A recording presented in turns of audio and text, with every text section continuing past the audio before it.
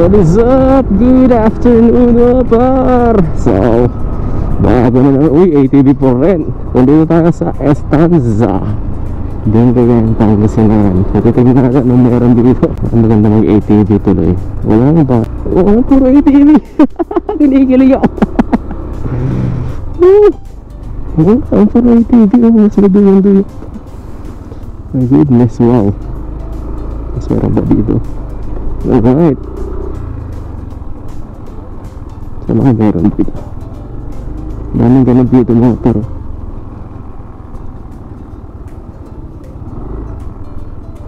diba? Saya so metatry natin to ATV na to. Titignan natin. So yung ganap dito, ito merong duyan for rent sa ilalim ng punong to. Tapos merong ATV doon, rentals, may proper segregation of garbages, merong mga food trip, ayan, food trip. Tapos isang malawak na na bakahan, ayan, may mabaka dun, sobrang lawak, ang ganda. Tapos meron din dun sa kabila, ang lawak. From beaching, dun ba tayong beaching mga par, gusto maligo. Ganda nga dito, at ng klase ng food trip nandito. So iniwan lang natin yung motor natin doon kasi ano naman, katiwa-tiwala naman yung mga ano dito.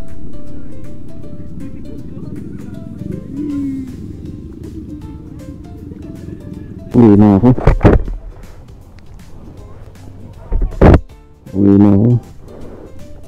Then mali yata yung pinuntahan ko. Ayoko na.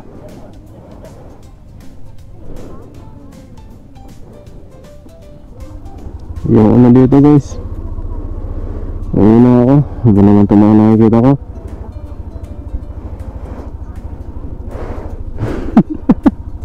Uwi na ako mga par. Bahala kayo dyan. Sakit nyo sa mata loads.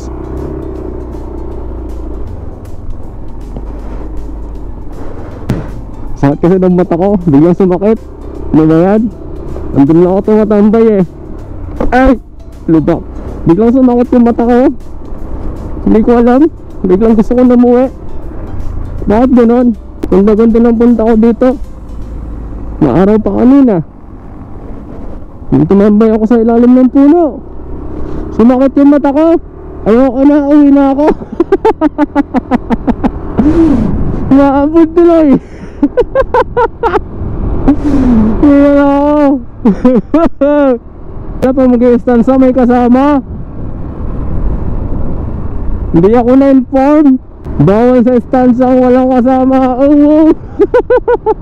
Balik ako dito, may kasama ako. Ganun pala dapat. Yan. Bossing! Ano yan, bossing? Ay, santol? Ah, kala ko mangga eh. Marami kami doon. Thank you. Alright guys, so yun lang. Napadaan lang tayo. Hindi nga ako makakain doon sa stanza kasi wala akong kasama. Ano ba yan? So ang ganda ng place mga par. Balikan natin yun sa susunod pag maganda-ganda yung panahon. Tapos medyo perfect sa yung time eh. Hindi makulimlim eh. Pero yun nga lang kasi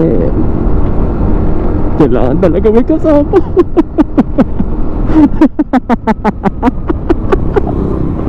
Hindi, joke lang. Maganda yung place, maganda yung timing. Yun lang kasi umaambon. Tsaka mas maganda talaga unang-unan. Kasi sayang naman magre-rent tayo doon ng ATV. Tapos yun nga pala biglang uulan. Yan, nakarent ka ng ATV tapos biglang uulan, sayang naman Siyempre pinaprotektahan din ng ATV. Kita ko kanina sinilong agad na yung ibang ATV, tinakpan agad ng tolda para hindi mabasa. Alright, so sa susunod for sure makakabalik ako dyan. Nag-ATV tayo. Tapos pupunta tayo sa may beach. So parang silip lang to mga par, silip lang. So pagpasensya nyo muna yung content natin ngayon. Silip lang, parang trailer lang ba.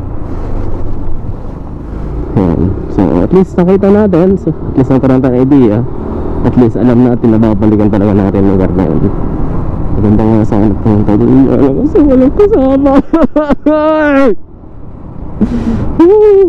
Yun na lang ako guys. Wala kasi kasama mag-estanza. Kailangan pala sa estanza may kasama.